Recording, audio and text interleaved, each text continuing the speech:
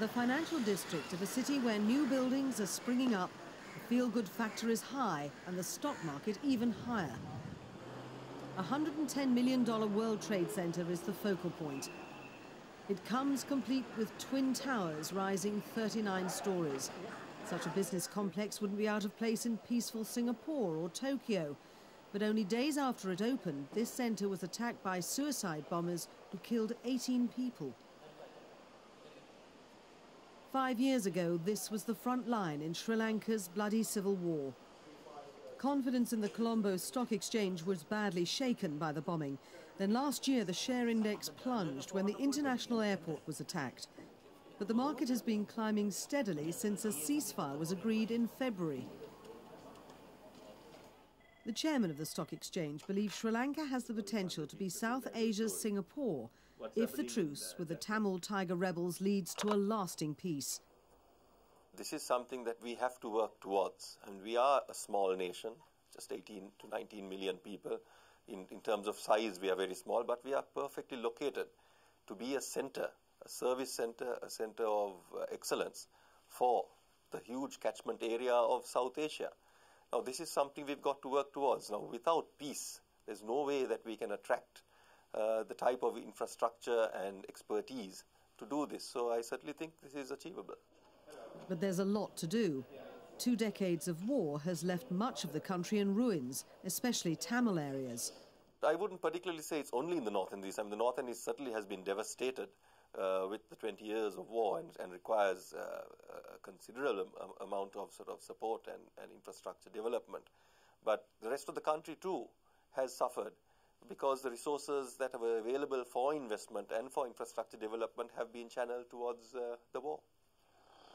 Driving through Chavakachcheri, the second largest town in the northern Jaffna Peninsula, every building shows signs of damage.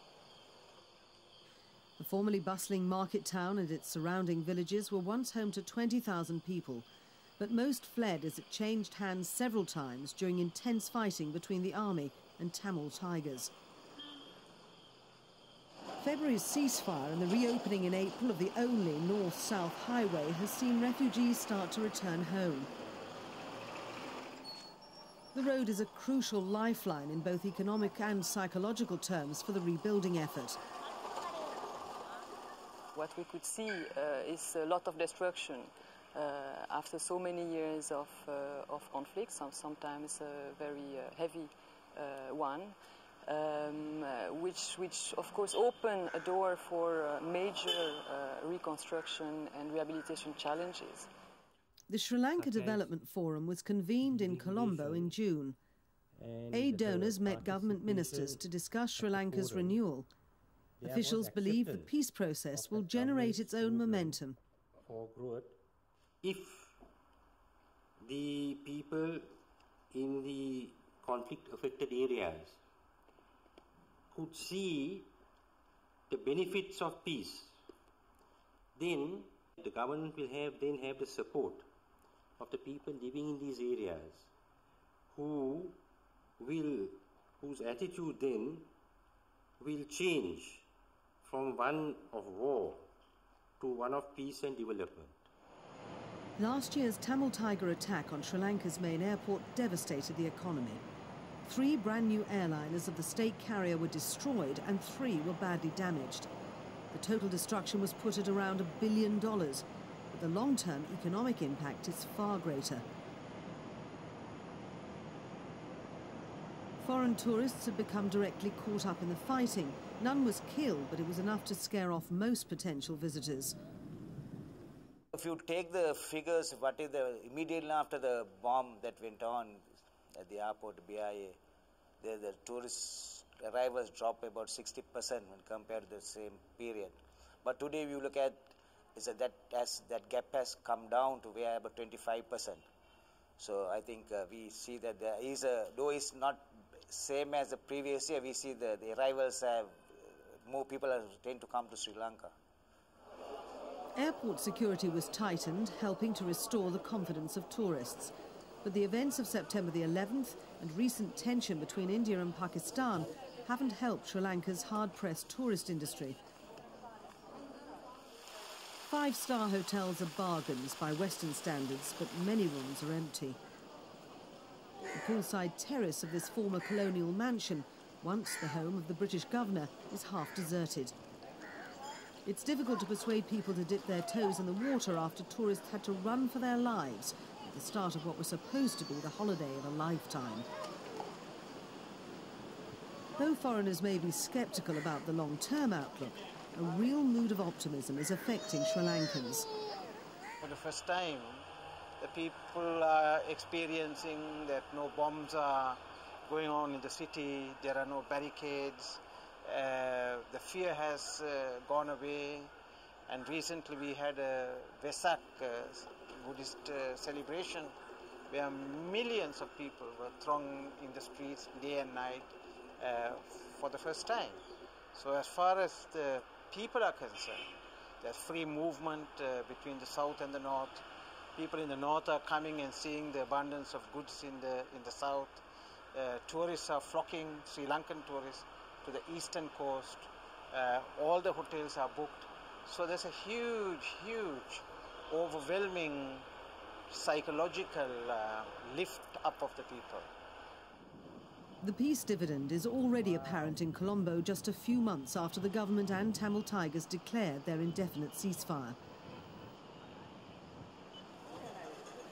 The city streets are bustling and the shops are busy, in sharp contrast to the war-ravaged territory to the north. The capital has an air of confidence and burgeoning prosperity. These people believe they have a future without war and are looking forward to reaping the economic rewards of peace and stability. Sri Lankans value education, and the literacy rate of around 90% is among the highest in Asia.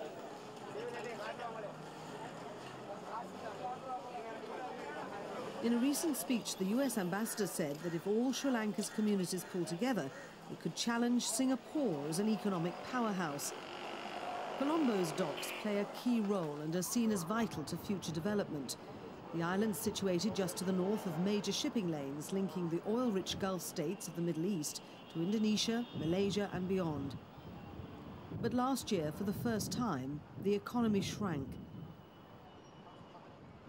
So now, with the peace dividend, the government is going all out for growth. We want to reach 8%. And to reach 8%, you have to go step by step, come out of negative to zero, and then pick it up from there. And we feel that some of the things we've already done. We've taken rather tough decisions on the utilities, on the pricing, on the subsidies, which are painful. But we feel that we cannot get out of this mess we are in without taking those tough decisions, which have, some of them have collected over 20, 30 years. They didn't take the necessary decision at the right time. And we feel we have run out of soft options. So we have to be honest with our people and communicate what we have to do. The butterfly zip company and small firms like it are the backbone of Sri Lanka's biggest export industry. For more than a decade, the garment business has been the leading foreign exchange earner. It replaced the traditional and probably better-known tea industry. Production methods may be basic, but these women make 2,000 zips a day. Such workers are fast and flexible, helping the industry prosper. With the truce holding and the economy picking up, it's an auspicious time for a wedding. Thanenthiran and his bride Lokeni began married life in style. Young Sri Lankan couples like the Balasubramaniums have the brightest prospects for a generation as the peace process gathers pace and starts to deliver concrete results. But peace could founder unless all the people of this divided island gain from the economic benefits that everyone now expects. The two sides must not gamble on the best chance of peace that Sri Lanka has had since the civil war broke out almost 20 years ago. If the new opportunities aren't shared, peace could easily slip away.